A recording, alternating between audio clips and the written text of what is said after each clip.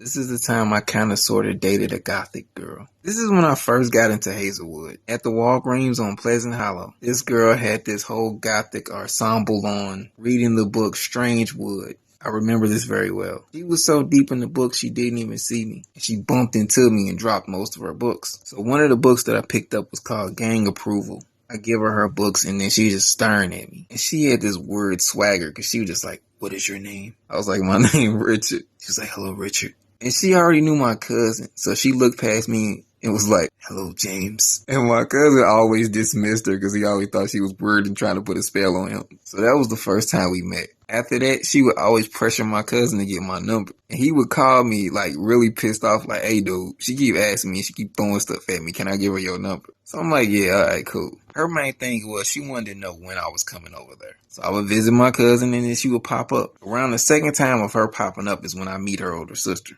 And her older sister was my type. She was thick, had her own car, long hair, cheerleader. This is before I knew I had a cheerleader fetish. But her sister didn't like me, and her sister only popped up to inform me that if I ever hurt her little sister, she was going to gut me like a fish, which put me in a position to where I had to let her sister down easy and not do anything that can damage her. The Gothic girl didn't care about none of this. She just wanted to lose her virginity to me under some power lines.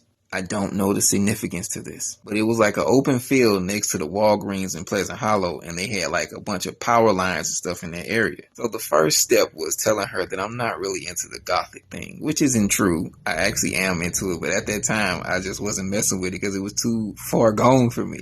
I swear to God on my children, the next time I saw this girl, she had on pink. She had on like one of those little push-up bras and a jean skirt. Simply because she thought if she dressed like her sister, I would be more attracted to her. And then she tried to talk less dark and sadistic and more girly, which made this even more weird. Now, as I've always said, I've never been great at breaking up with people, and I always let people break up with me first. So I don't know what I said to actually break things off with her, but it wasn't going the way she wanted it to, and she got extremely upset with me. And mind you, we like 15 and 16 at this time. And she promised me that I was cursed, because I hurt her feelings. She cursed me forever.